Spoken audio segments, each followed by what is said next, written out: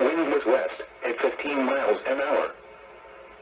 Attention! Mandatory speed restrictions of 10 knots for vessels 65 feet or longer are in effect in specific areas from Massachusetts to Florida to protect North Atlantic right whales.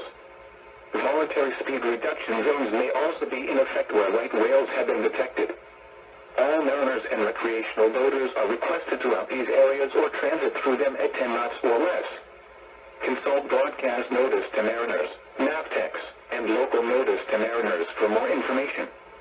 Please report sightings of dead, injured, or entangled whales to 866-755-6622 or to the U South Coast Guard on Channel 16. Visit www.fisheries.NOAA and search right whale speed rule to learn more and sign up for notifications about right whale slow zones. Here is the official National Weather Service forecast for the New York City metropolitan area.